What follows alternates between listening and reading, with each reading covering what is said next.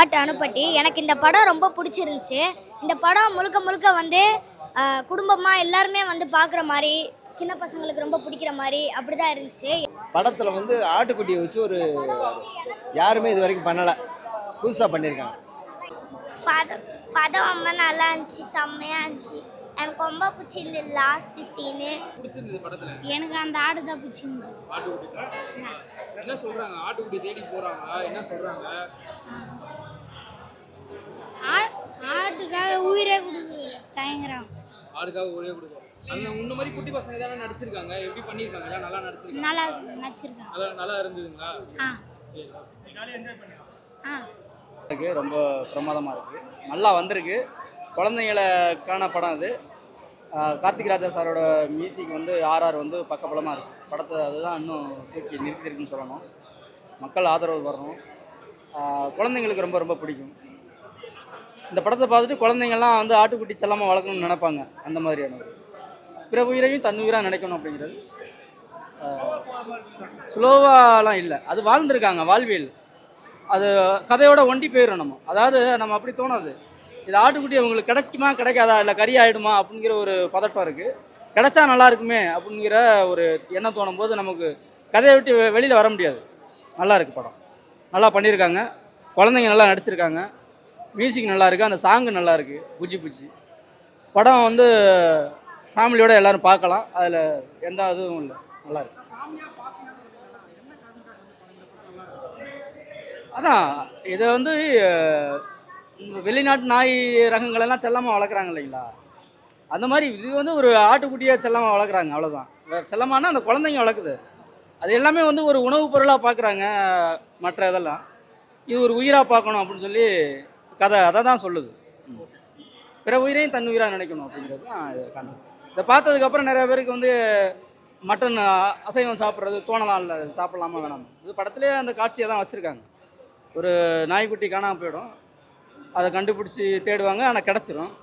ஒரு சீனில் வச்சுருப்பாங்க. அவங்க உடனே ஹாப்பியில் ஹோட்டலுக்கு ஆர்டர் பண்ணி எனக்கு குடல், மட்டன் தலை, ஆட்டுக்கால் சூப்பு இதெல்லாம் ஆர்டர் பண்ணுவாங்க.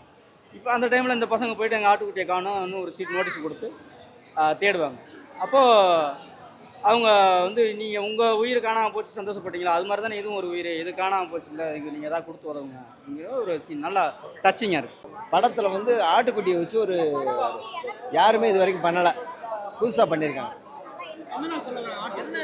ஆட்டுக்குட்டினா ஒரு வளர்க்குறாங்கல்ல, வளர்க்குற ஆட்டுக்குட்டியை வந்து காணாமல் போயிடுது. காணாமல் போனது கசாப் கடைக்கு போகுது. அங்கேருந்து இவங்க குழந்தைய போய் அதை தேடி பிடிக்க ஒரு இடத்துல ஒரு ஷிப்ஷப்பாக போய் கடைசியில் வந்து ஹீரோன்னு யாரும் சொல்ல முடியாது, குழந்தைய தானே ஹீரோ.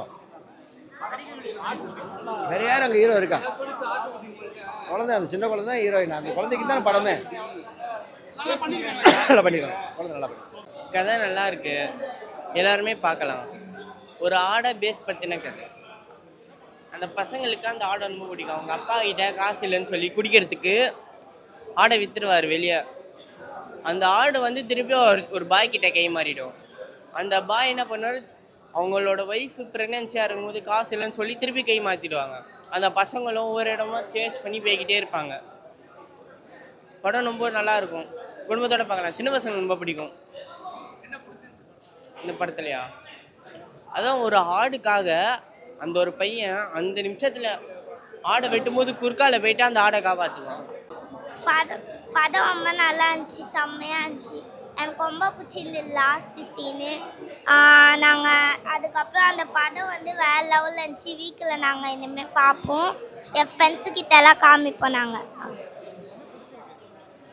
அந்த லாஸ்ட் சீன் ரொம்ப பிடிச்சிருக்கு. அட் அனுப்பட்டி. எனக்கு இந்த படம் ரொம்ப பிடிச்சிருந்துச்சு. இந்த படம் முழுக்க முழுக்க வந்து குடும்பமாக எல்லாருமே வந்து பார்க்குற மாதிரி, சின்ன பசங்களுக்கு ரொம்ப பிடிக்கிற மாதிரி அப்படி தான் இருந்துச்சு. எல்லாருமே வந்து புதுமுகமாக தான் இருந்தாங்க, யாருமே பார்த்தவங்க இல்லை. அதே மாதிரி இதில் இந்த படத்தில் உள்ள மியூசிக் எல்லாமே சூப்பராக இருந்துச்சு.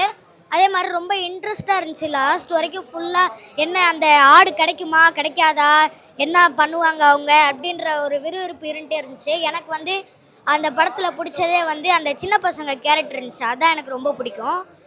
சின்ன பசங்களுக்கு ரொம்ப பிடிக்கும். எல்லாருமே நல்ல ரிவ்யூவாக கொடுப்பாங்கன்னு நினைக்கிறேன்.